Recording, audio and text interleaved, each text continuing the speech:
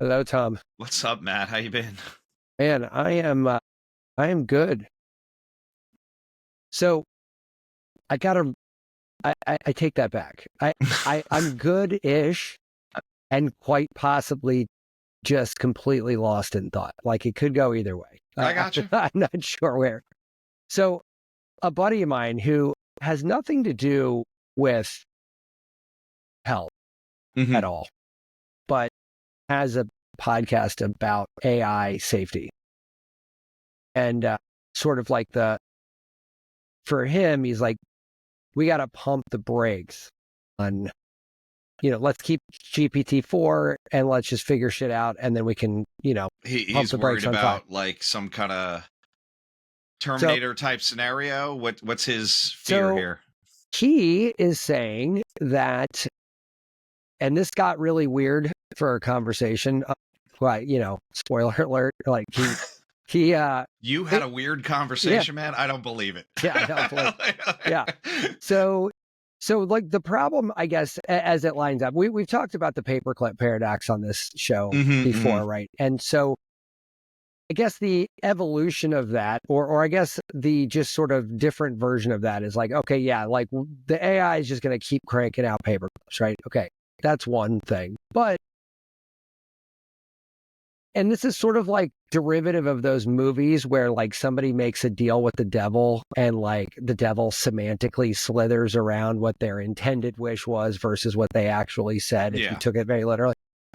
And like that's kind of how I've been framing this. And I'm like, well, that kind of makes sense because like it's a computer. Of course, it actually makes more sense to think of it like that than to not. But I also think giving it a good evil kind of reference point is like, that's also a little weird, right? It is a little weird. And it doesn't doesn't right. have it that doesn't conscience. have any of that. Yeah.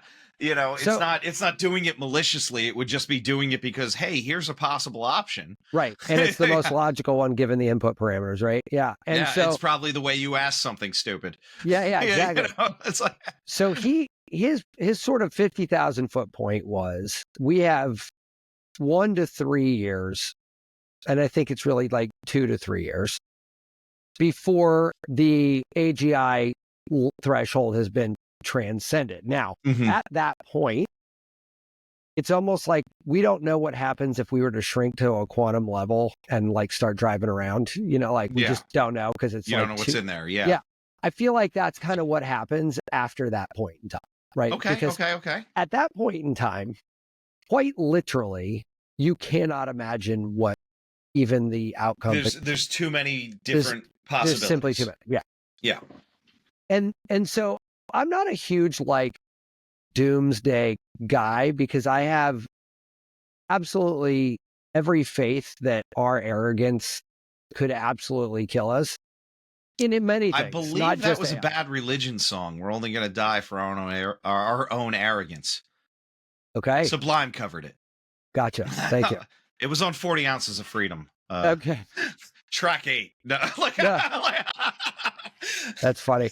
So I there's a version. So let's talk about a couple of the scarier versions of how that goes, right? Yeah. And keep in mind, the asterisk that I'm putting out here is that I'm not a doomsday guy, and I do think that we could do ourselves in with the arrogance, but I have the absolute faith. Look, we could do that without AI. I have absolute unwavering faith in humans' capacity to fake it till they make it, right? Like I just cannot unbelieve that humans are not going to self-regulate through the solution. God, man, I wish I was that positive. Now, will they all survive that? That's unlikely, but hey, look, man, I know people that are willingly going to march off a cliff and tell you that it isn't a cliff. Oh, 100%. Right? So the problem is it depends on who's, I think, pushing the buttons in these scenarios. Here's the thing. If you take him at his word, 2 to 3 years, we have an AGI that artificial general intelligence that basically transcends human cognition and capacity. And we talk in AI a lot about prime directive versus unknown subdirectives, right? And that's why do we got to name everything after Star Trek shit? I know. Well, subdirectives are exactly as they sound. They are the things that, you have to do to get the prime directive done, right? Yeah. And I think that's the deal with the devil, semantically misphrased, like that, those like the how we get there. correct. The subs are the problem, right? Because like you can say right away, hey, make life on Earth great.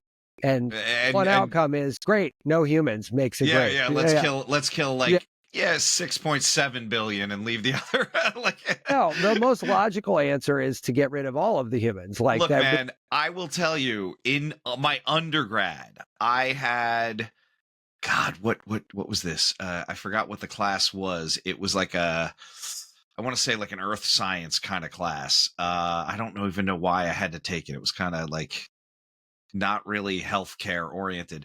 But one of the tests we took, it was multiple choice, and he didn't tell us you could use the answers the same on the test repeatedly.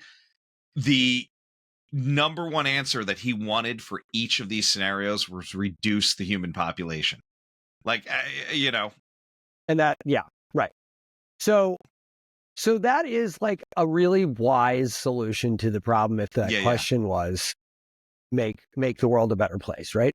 So here's where that is. So pause that sort of chain right there. Oh, and sorry, the other thing here is that once there's an AGI, there's a philosophy that there is only ever going to be one. Because if you're the AGI and you are smarter than all the humans that made you, how are you going to make anything? Yeah. Why would you ever allow the creation of a second?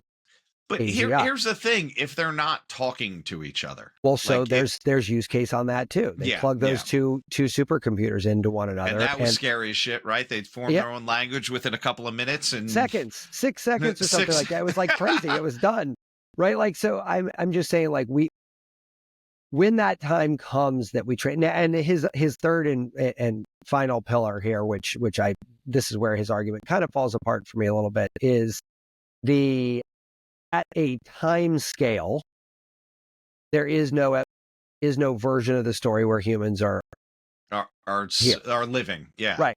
Because, and I said, well, what is time? He goes 1,000 years, million years. I was like, all right, well, hold on a second. I mean, you're like, panicking now, waiting for the comet that's going to hit us or the sun burning out. Yeah. Right. So, and I'm like, all right. So anyway, pause all that for 2 seconds and then come back to like the thing that got me sort of thinking about all this in the first place, which was we read this article, which we'll get to in a little bit. But it was a pretty cool article, and it had to do with us kind of making another sort of jump forward in how centimeters divide. And they figured out that this, PLK1 thing, if you squish a bunch of it in there, it basically preserves it during cell division. Now, that was something we discovered that could have profound effects on the future of our species. On disease processes.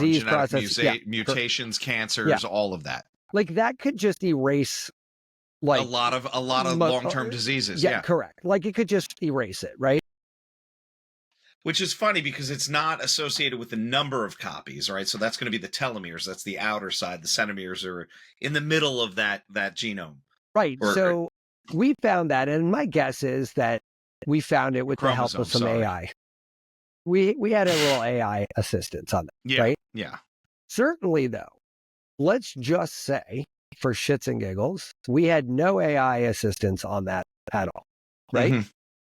Well, now that gets fed in, the V2O of that experiment absolutely is exclusively AI, with a human just making sure that the ticker tape keeps running, proverbially speaking, right? Like, and so my point is like we are finding out stuff that is like mind-blowing every day, right? Like this article blew my mind because I'm like, if you think about all the problems we have as humans, especially when we look at just what we would call bad health, almost all of that is our cells' reaction to an environment that we have to live in, right? We have, everyone's got 8 Wi-Fi routers in their house, right? Like that's shining out everywhere. Yeah, and I mean, we can pick any avenue of cellular disruption right there. Yeah, correct, right. So we create sort of like a an unlevel playing field of existence, because there's some places that are perfectly clean, most places are not. Like some, well, even the most perfectly clean places, and I'm not arguing that, hey, we're as healthy as we've ever been. But like, there's always been people that have been in the sun too long. There's always people that have been malnourished. for sure. There's always people that have been in traumatic events that have altered their genome. No, I get that, but I guess my point is that like the cure, we've been playing whack-a-mole with diseases for hundreds of years, right? Yeah. Because like before hundreds of years ago, you just died, right? Like people are like, yeah, okay, cool. And they'll Like- say, and it was literally natural causes. Right. Nobody killed them. No, Natural causes. What happened? We have no idea. we have no idea. They just died. Yeah. Bob was here one day, he wasn't the next. We have no idea. That movie, by the way, 1,000 Ways to Die in the West, is one of the fucking funniest Man, fucking things. I was going to tell you. You brought up Black your oh man, with your friend in the AI doomsday kind of scenario, and taking out humans. There was a show, and I believe it was a remake of a British show called Utopia, and it's super twisted. It was on Netflix or Hulu or something. But basically, there's a comic book that's released, and hey, hidden in the art was this like release of genetically modified diseases. Wow. And each like chapter, each volume had this code in it. And there's like people that were collecting it just because they were comic book collectors, and there was other people that were like, we know, look, this is the bubonic plague. And then at the end, and I don't want to give you a spoiler, it came out 4 years ago. So if you didn't watch it during COVID, which was a little on the nose, it came out in 2020. Yeah. It was about communicable diseases. Whoop. But there's a scene where the guy, that one of the bad guys, let's say it as vaguely as I can, says, you guys are out here trying to save the world, but like you've got these miserable, greedy pieces of shit that are trying to hog it all. So why don't we reduce the human population down to like 100,000 people that'll probably survive all these fucking diseases that we're letting out, and everybody can be as greedy as they want. Right. Yeah, if there's 100,000 people on the planet, everyone gets a fucking mega yacht. You guys can all just fucking throw food in the street, not flush a toilet, never use it again. Yeah. And it was like pretty crazy, but really dark. Great. Very dark. But I mean, these are fun little thought experiments, though, right? Like, and that's, but see, like, okay, so that would assume that the machines did not take over, that the humans used machines to help eradicate those. Right. So I think what he was talking about, this thing at time scale, sort of paints the opposite picture, right? Where it says like, okay, well, 10,000 years in the future, there's no more human beings because they were all just clipped out by, machines. Or machines just were like, you guys are not breeding. You're correct. Like, I mean, there's a whole bunch of versions of that story, but then I guess the other, and then I don't know, did you ever see the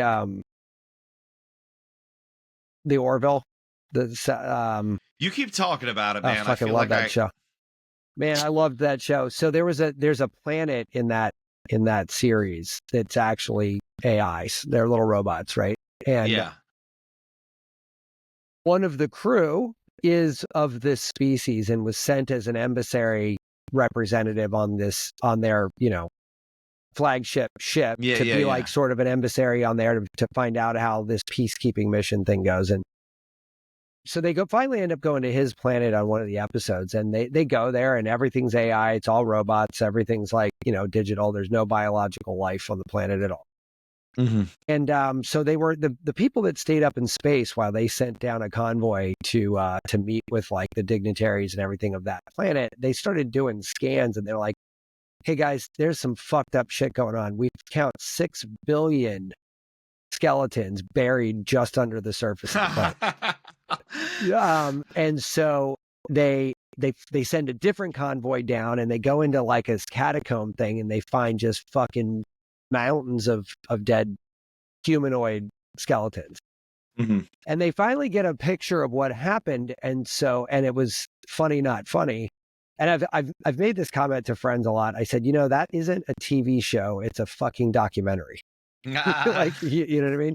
That and The Expanse are, again, also not another one that I think is in my queue and I haven't watched yet. That one is also the next. I mean, Musk wanting to go to Mars, that's the step one of the storyline in Expanse. Humans went extraplanetary.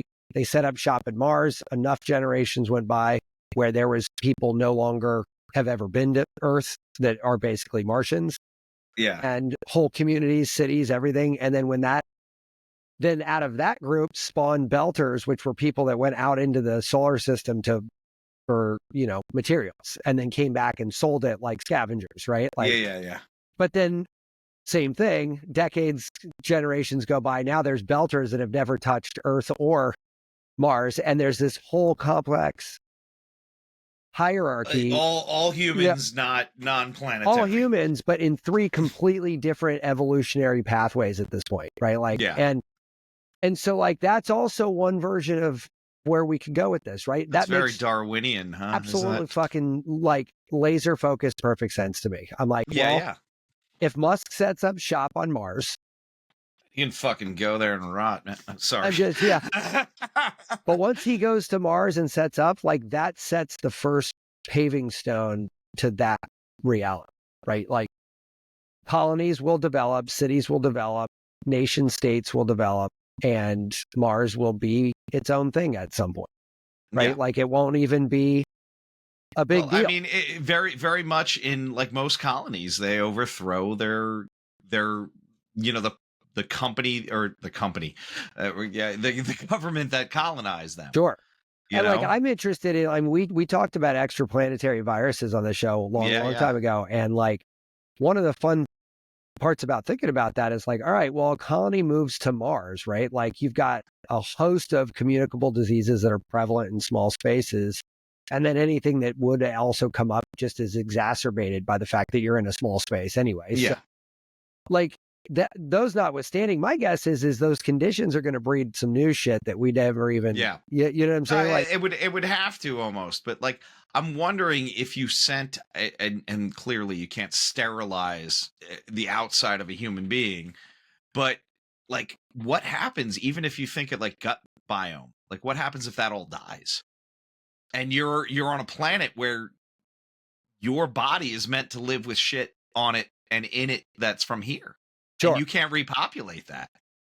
Yeah. Well, that's I mean, freaking weird too, man.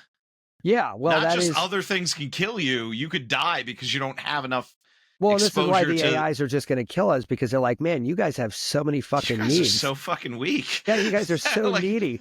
You don't even know how stupid this design was. Yeah, like, wow, you are like the fucking like a single-celled organism here compared to what we're dealing with over here, right?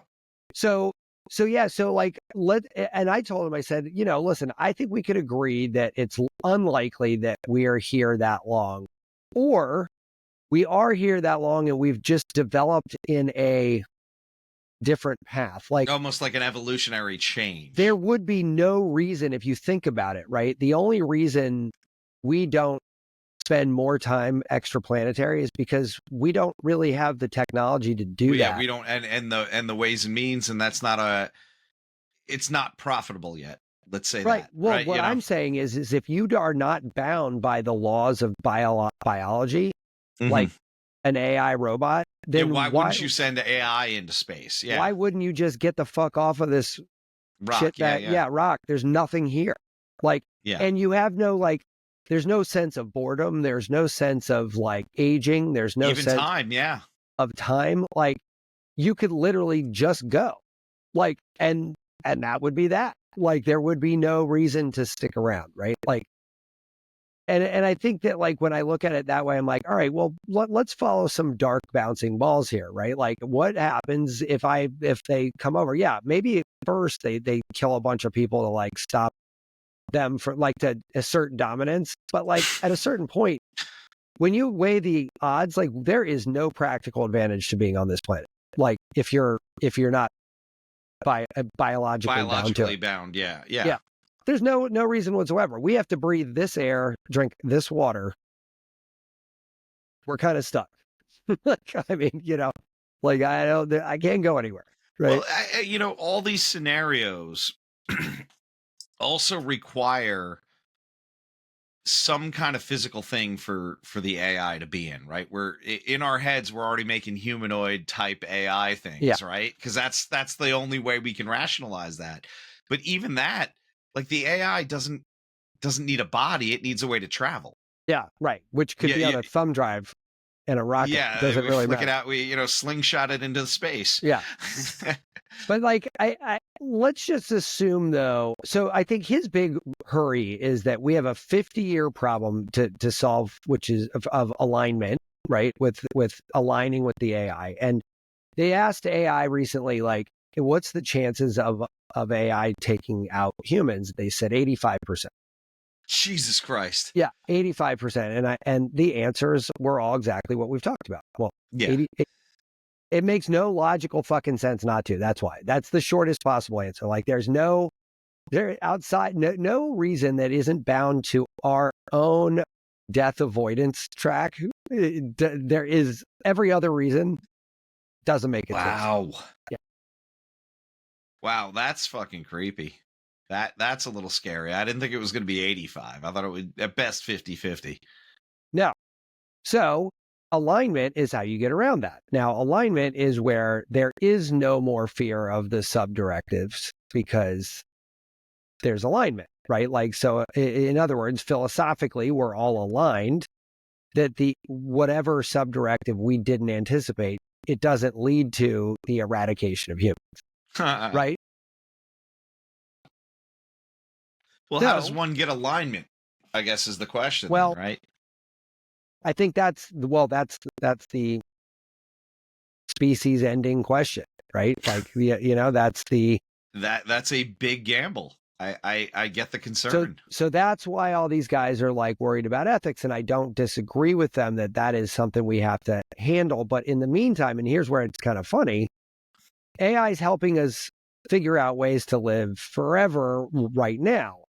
So like in a bit of an ironic twist, the thing that we're using to make us live forever could actually turn around and use this information to know exactly how to terminate. Right. Like, well, yeah, I mean, it knows everything about how we operate if it knows how to make us live forever, doesn't it? Well, that's what I'm saying. Yeah, like, so exactly. it sort of comes full circle. It's pretty straight linear logic, actually. It's kind of, and they could do it.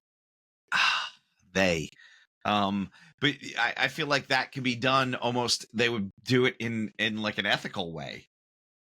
You know what I'm saying? Like, I don't think it would be like massively mowing us down. It would be like, no, we're just gonna slowly keep you from surviving. On the Orville, the species of humanoids ended up inventing this robot model as its like personal maid or butler, right? Yeah. So it was an AI robot running around doing the dishes, mowing the lawn, all this shit, right? Mm-hmm. But then a generation into that, it went from, oh my God, this is the coolest thing ever, to clean the floor, bitch. Like they were just like, they painted this inhumane to it, yeah. Inhumane to it, and the kids were throwing shit at it and whatever. So the robots all are on the same neural network. Basically said, you know what? Here's at this time we're just gonna like kill all of whoever's in our house, and they literally.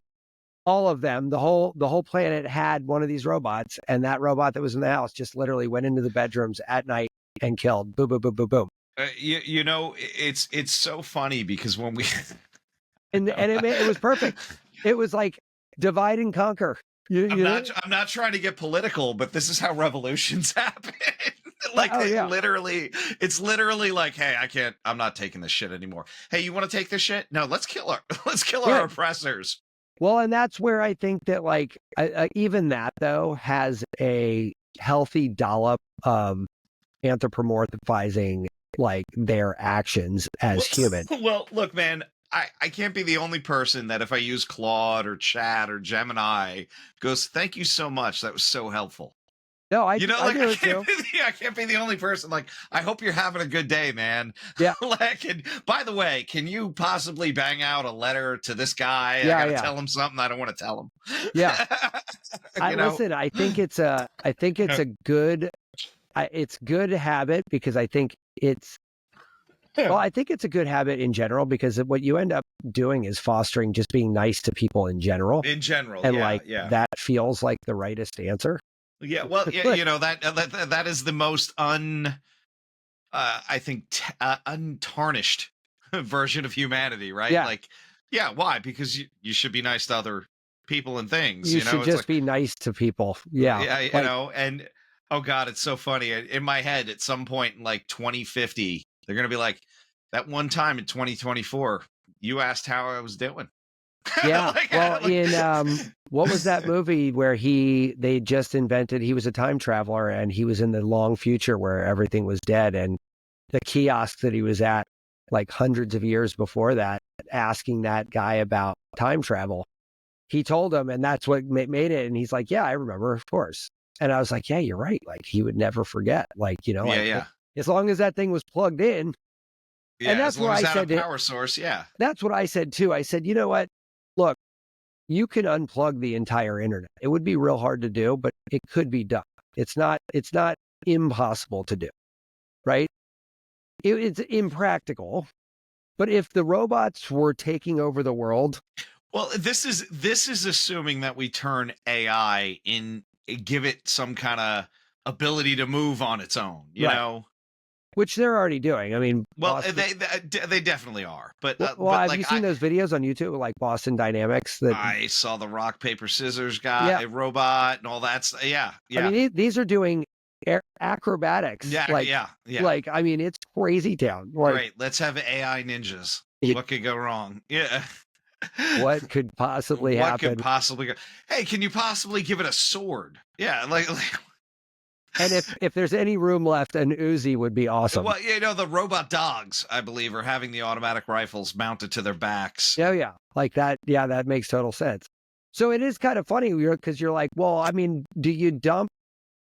I don't know. The sad part about the sad side of thinking about those things is like, wouldn't it be like we are in literally? I think it is safe to say there has not been a more absolutely exciting time to be alive than right now in Well, terms yeah, of just what we have access to. what we have access to, but I feel like this is also cyclical. Like I feel like, imagine being around during ancient Egypt and you're like, how the fuck did they, like you're Sure. literally watching the pyramids being built and you're like, can you believe we live now? No, I don't Yeah, disagree. you know, but like I feel like there's some of that, you know, maybe not during like massive plagues in Europe, but other places we're still having, you know, fundamentally developing science and mathematics and those things, while, you know, other people were eating rat shit and dying.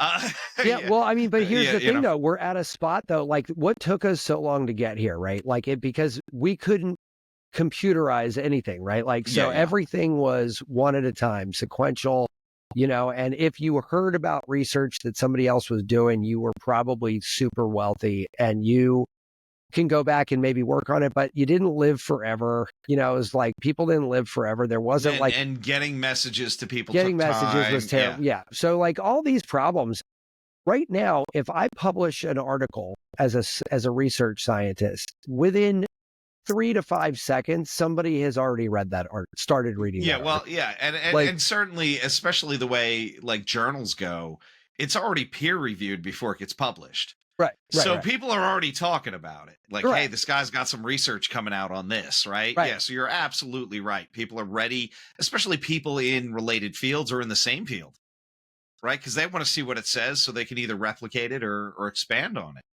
Yeah, and like so now we have such easy access to growth Yeah. that I think that's Well, fundamentally different, right? Like, and exponentially, I would well, say. now But what then, it is yeah, is we have the expectation of growth because we can. 100 years ago, nobody expected that you were going to acquire new knowledge daily for the entirety of your life yeah, and output new stuff daily for your entire life, right? Like they're, you look at people like Musk and those guys, like they are doing like society shifting things daily. Like that's not really been super easy to do up to now. Like you've had a couple people get close, Vanderbilts and such, right? Yeah. And I would argue that they did, but on the speed at which it affected people. Well, they did right? it as fast as they could have for as they their could time. at the time. Yeah, right. But yeah, even those implications, it's like, oh, great, you laid train tracks. Well, how many trains you got? How many people are riding the trains? Like, now it's like, hey, I want to do this. Okay, here's a 3D model. We tested it in, simulations. We can roll with this, and then we can use the latest tech to build it, and you can go from an idea to a product in what, minutes? Well, and that's the thing, right? Like even if you take 10 years ago for us to do, like you and I want to do a podcast, right? And we're like, all right, well, what do we call it? You and I used like online tools to kind of like workshop different Skype. ideas. Yeah. We were doing like stuff to like spitball like different ideas, and we're looking shit up on the internet. Like even that, like we'd have to like run to the encyclopedia set or something, and we'd have to be in the same place. Like we'd have to hand draw everything, like it just, you just couldn't do it. Now, I mean, 10 years ago, maybe not, maybe a little longer. I don't know, man. I'll tell you what, up until recently, I feel like you need me to do a logo, fine, give me 2 weeks, like, and we'll have meetings about it, we'll talk about it, we'll sketch some stuff, we'll see what you think about it, we'll go back and forth. Literally now, you could just do this in real time. Like you don't even need to tell me what you want and I'll type it here. Yeah, and you'll see it up there, and then you tell me what you don't like about that, and I'll change it. Yeah. And like then you think about like how this goes with an AI, a fully sentient AI that you're working with. You're like, all right, I'm starting a podcast with my buddy. Like, what do we need to do? What do we need to do? And it's just going to be like a paint by numbers. All right, well, first thing's a logo. What colors you like? Well, just keep in mind, orange means this, blue means that. Or even you don't even have to worry about any of that shit. You just say, hey, I like blue. Or even better, hey, I want you to design the perfect topic, the perfect setup for this. Like you don't even have to give it input. And then it will explain to you why it shows those colors and why the logo looks that way and why your web page is, laid out like this and what topics you should cover. I mean, Matt, like I was blown away because how long have we been doing this? A couple of years now, right? Yeah. When we first started, and AI was kind of like there's a cool thing. Well, it was a little bit after that, right? ChatGPT hasn't even been, how long's Chat been around? 23. 23. So, well, I mean, earlier, but everyone. Earlier, but that's when it kind of. So January of 23 is when it kind of. I remember before we got booked to the gills with guests, we're like, what do we talk about? Yeah. And I went on chat and was like, give me like 10 topics. Sure. And immediately I was like, oh, shit. Like I didn't ask for explanations, but no, these are great things to talk about. Yes, they are. And now we can literally be like, tell us what to say. Tell us what to say. Yeah. Or record our voices. And so people want to do this like synthetic like podcast like Google Notebook and stuff, right? And I'm like sitting there going, that's a great party trick, but like that just doesn't like make any sense because I'm not going to synthesize this conversation with you because the thing that makes this exciting is that we are, existing in the moment, recording it. Right. Yeah. Recording it. And that is sort of the interesting part about it. We could sort of talk about a topic if it was synthesized and AI could do a remarkable job of giving a lot of emotion to it, making it sound very natural. Yeah. But to what end? Nobody's like, it's very unlikely that that's going to sell. All right. But seriously, how much work would it be for us to do one completely AI episode? Not hard, I don't think at all. Like what would we have to upload to it? How many of these episodes would we have to? I don't even know if we'd have to do that, honestly. We're working on a project right now that has a different outcome, but the ingredients would be the same as that. So like, give me a little bit. I actually may have a tool for that soon. I almost feel like hey, watch all these episodes and make a complete AI one. I mean, you sent me that thing with who was it? Rogan, Yeah, and like yeah, yeah. it's just complete like hilarity, and it was like all 100% bullshit. It Totally. was all AI. Right. Yeah, and I think again, it's a great party trick, right? Like, so for Yeah. like, let's use the you and me example real quick, right? Yeah, Like, yeah, okay, yeah. so we go out, we do one of those shows, and that is one of our shows. The thing about it is, we'd have a follow-up show that was about making that show, and that would really be the show, right? Look, You see man, what I'm saying? but I also think that I would find so much amusement in that. That would probably be the only show I ever watch of us. Well, You know what yeah. I'm saying? I like these go up, and I'm like, I Well, remember that actually, you know what would be conversation. fun is to do that show and then do a watch party of the show. Why not? That Like, it would, doesn't even have to like, be a full hour. We can do a 15-minute and pause it every, like, did I just say that?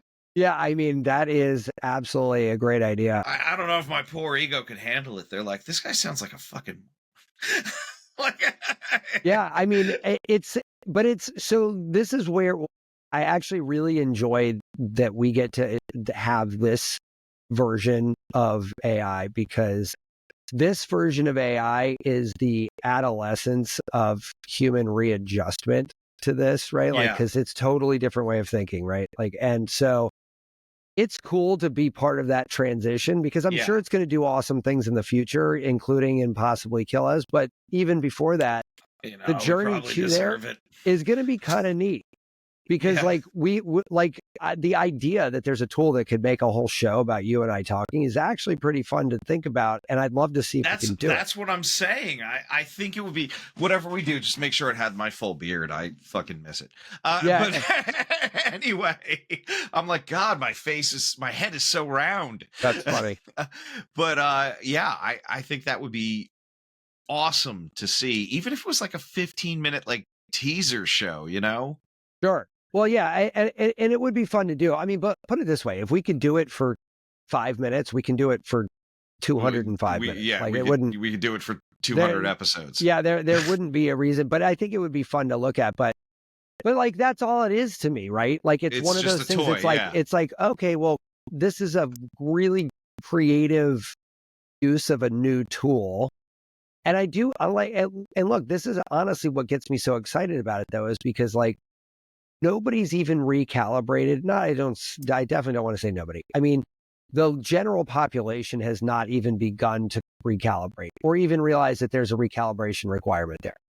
We are still in a rapid growth, but Mhm. still reasonably sparse population of professionals that are really I wonder thinking if it as an AI first thing. we can, clearly this is going to be infinitely quicker, but if we could base it off of, like, extrapolate off of, say, like, the acceptance of like cars, even, there's no cars.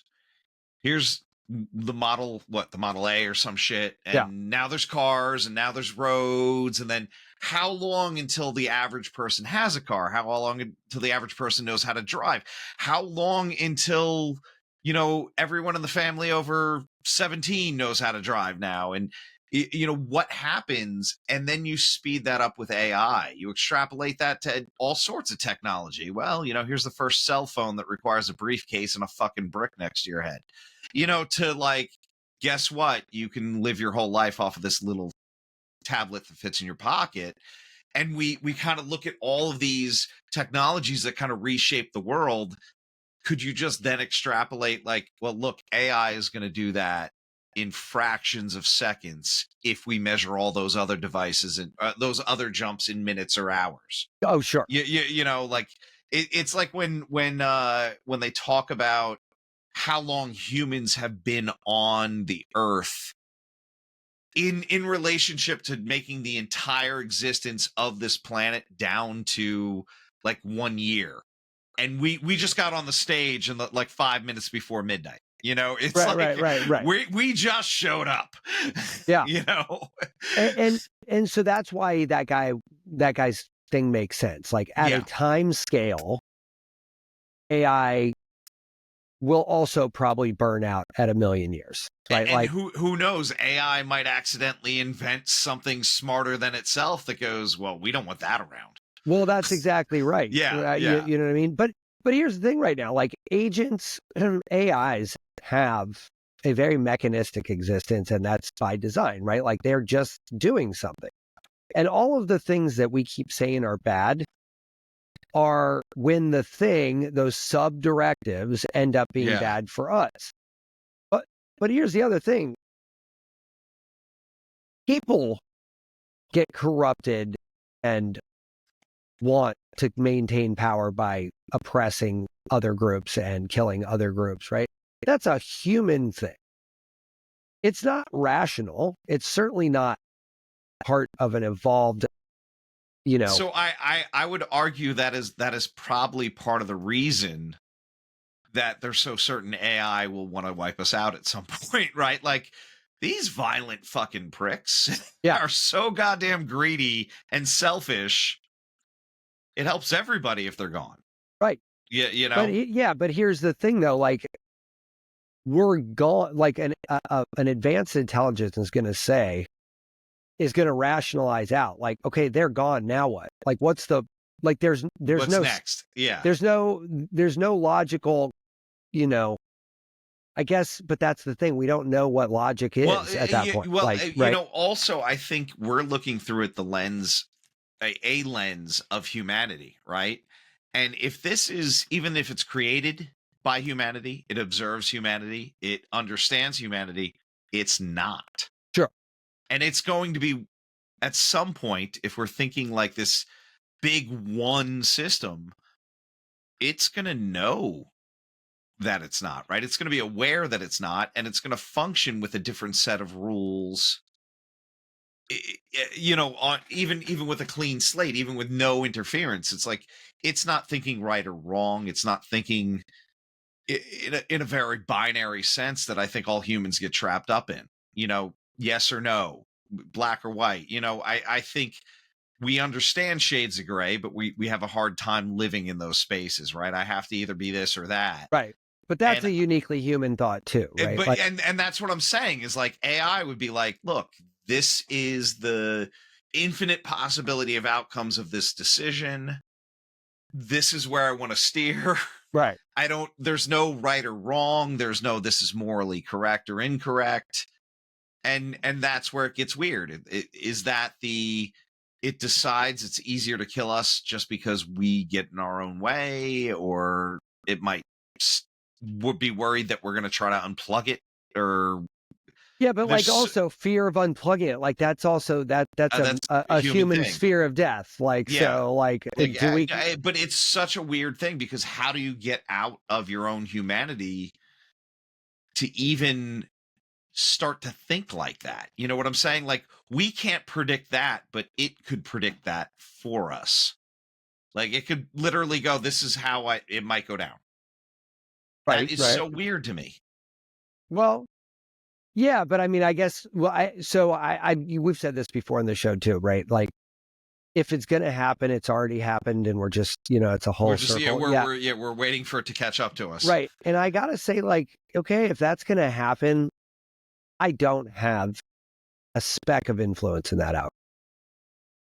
But I don't think anybody does, and I think that's where a lot of fear. That's where a lot of fear lays too, right? Oh, I can't do anything about this.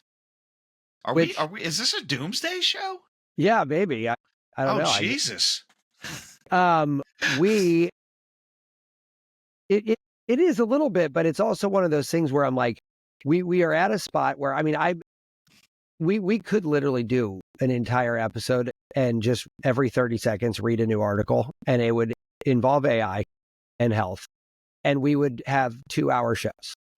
Yeah, there is basically shit popping out by the like a Gatling gun, right? Like, and so I think that's going to be exciting because every day it's more exciting because like you just basically like, all right, well, great. Now I know that this enzyme triggers a thing that literally wraps the whole process in a condom and says, don't touch it.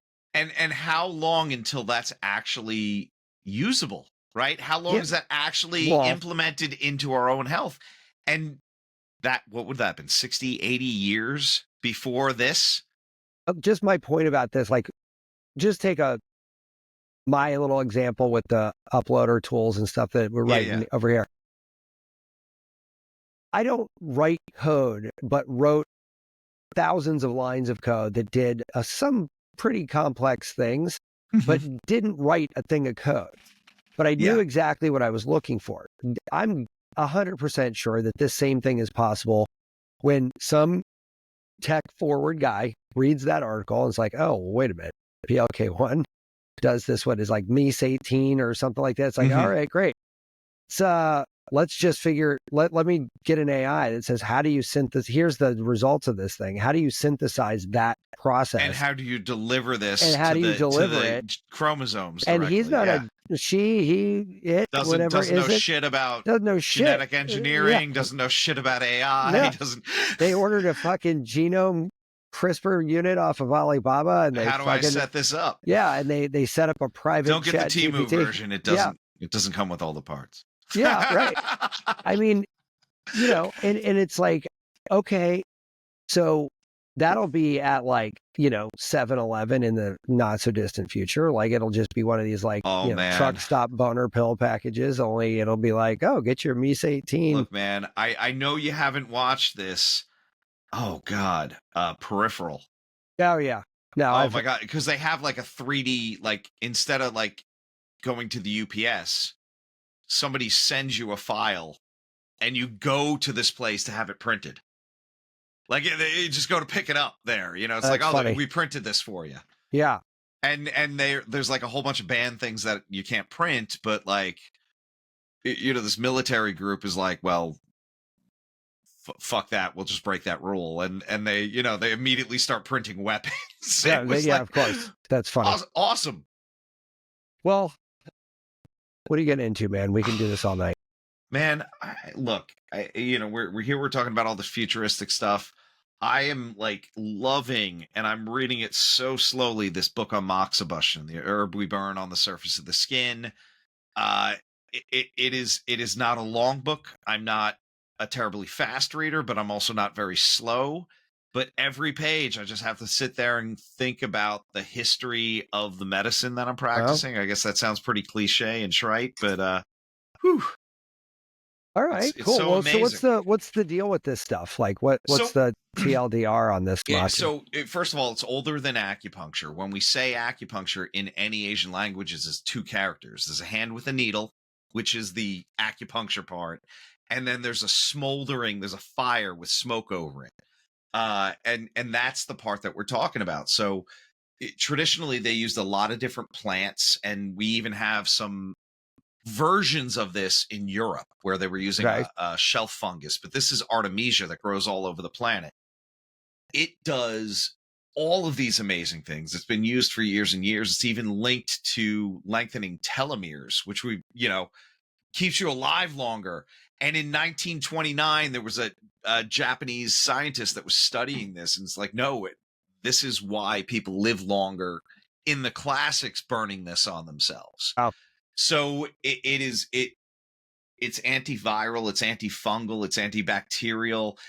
In the 70s, a traditional Chinese medicine practitioner made a drug from it. It was an anti-malarial.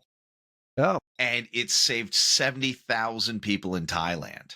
Wow. So in 2015 or 2016, she got the Nobel Prize in Medicine, 30-something years later. But for her research on this plant, it burns in the far infrared spectrum. So the idea when we say, oh, it builds chi, it's literally stimulating the cells in the same way like a red light therapy unit would, where you're stimulating ATP production. And what do you do? Put it on your skin, smoke it? So there's you can smoke it, but that's more of a Native American tradition where you use it for like dream medicine. You have weird dreams on it.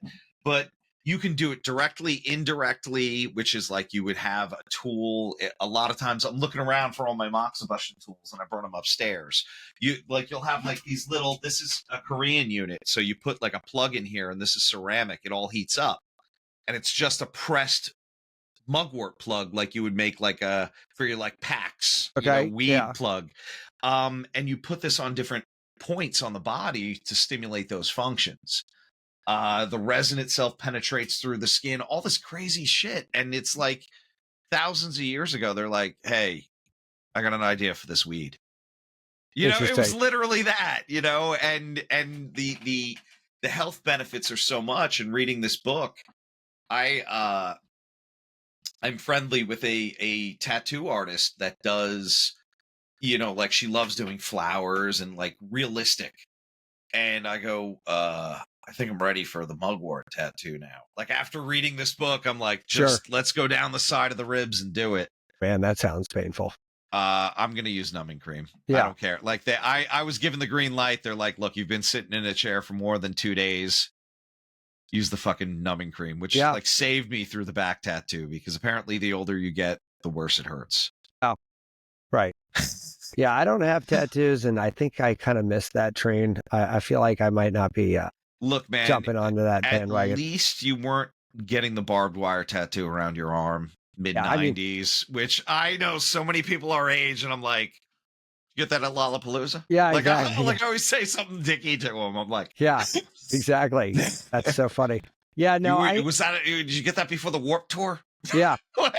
I saw those guys doing Tabori, and I was on the waiting list for a guy in New York. The one out in California, you were going to go all the way to Japan for it. No, he was in New York. He was the one. He was a family member in New York. Yeah, they've been doing it for like 300 years or some shit like that, right? So finally came my turn in the 2008-9 depression, where my business almost went out of business. I was like, yeah, I'm not going to drop $6,000 on a tattoo. Yeah, probably a wise financial decision. I probably would have chose wrong. Yeah, I was close. I met him. I drove out to Brooklyn. I was there. We talked about he was going to do this whole thing for my son around my arm, this whole lion around my arm. And I was like, dude, it looked fucking sick. And I don't know if you've seen those Tabori guys, but the detail in those tattoos is like, it's amazing. Painterly. Like it's amazing. And supposedly it feels really different than a gun too. Well, so they do the outline in the gun, I found out. And just to kind of keep all the lines together. Speed it up. But you could technically do it, but he's like, dude, this would take forever. Like, because it basically, instead of a fan with needles, it's like a single needle or two. Right, exactly. So, but yeah, those guys are the fucking artists, man. They're really look. You know, the number of tattoo artists I know that have similar degrees to you. Yeah, like fine art degrees. Why'd you do that? Why? Because I wanted to study art, and watching some of the stuff, that comes up on social media is fucking insane. Yeah, and I've always been curious about the bravado that you have to do a tattoo, because like you have to just operate with absolute confidence, because like there isn't an eraser. You know what I mean?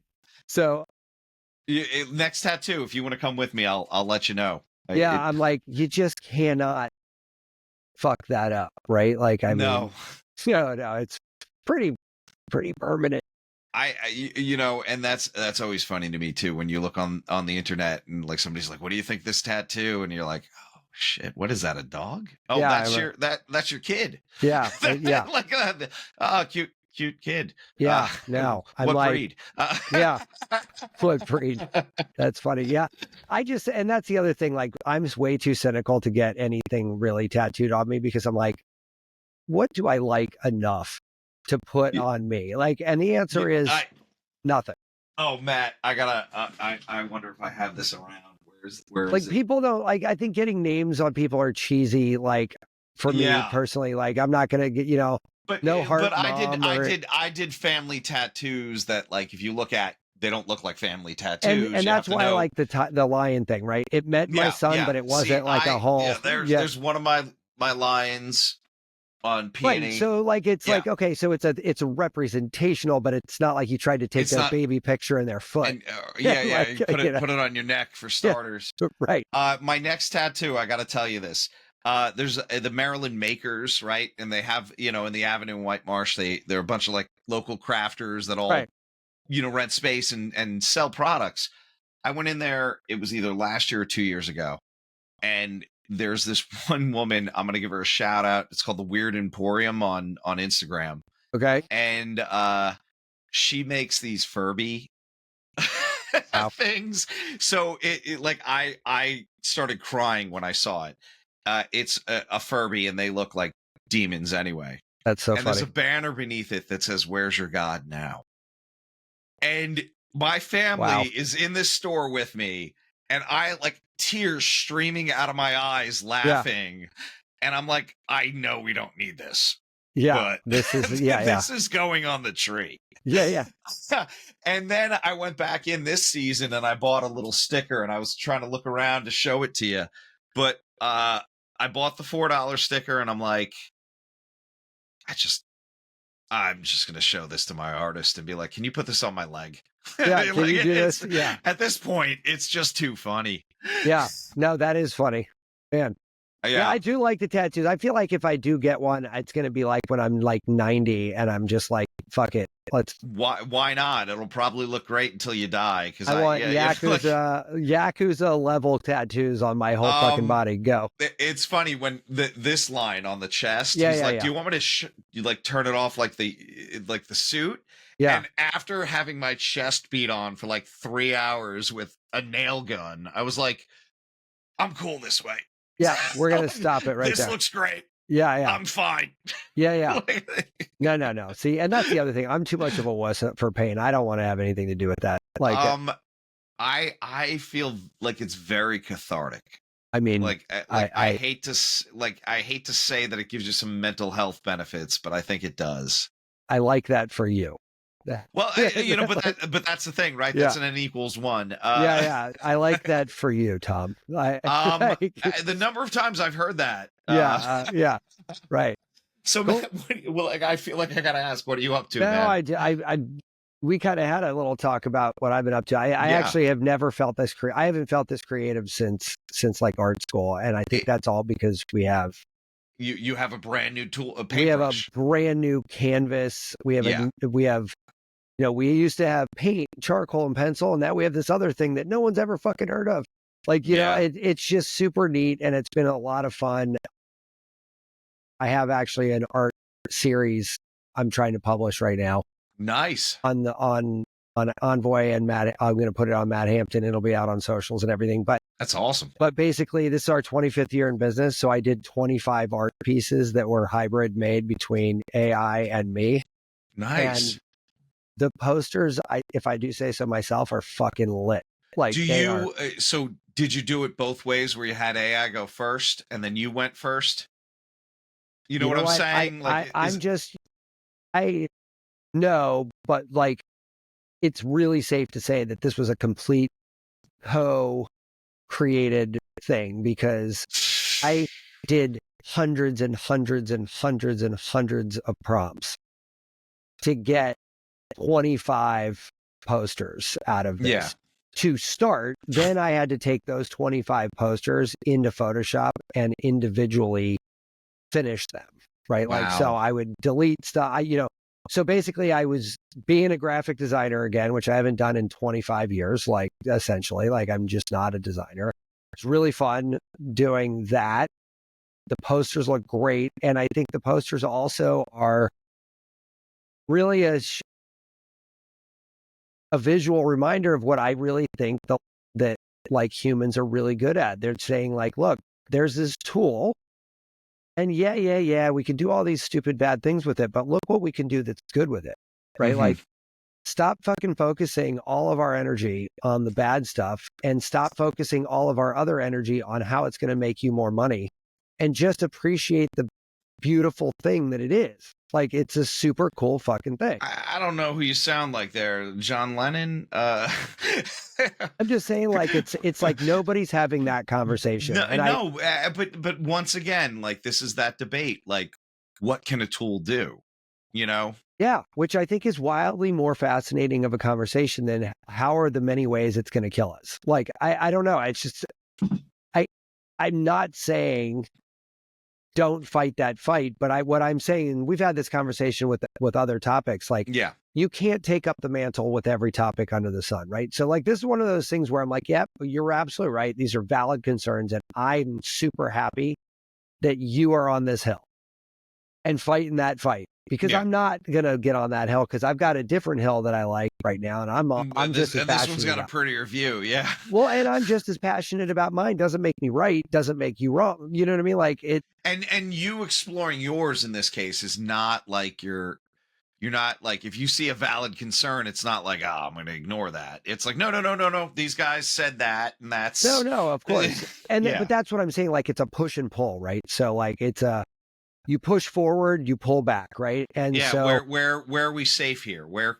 can we explore this in a way that's not going to get us in trouble? Yeah. And so like I think it's a good example of like me working with the machine to create a vision that I had to celebrate a very specific thing.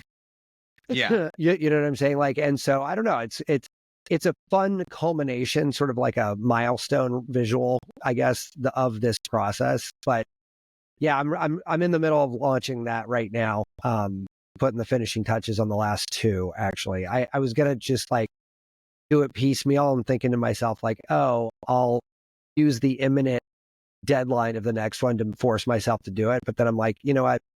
I'm going to pretend that just happened and do it right now, because then I can just auto publish the next, all of them now and on a timer. And then it's done. Right. Like, So that's what I'm working on right now. So that'll be out hopefully in the next week, but that sounds cool, man. But it's super fun. And it's got me now down like a dozen new rabbit holes now that this like first round is all finishing up, and now it's like we're V2O is in progress.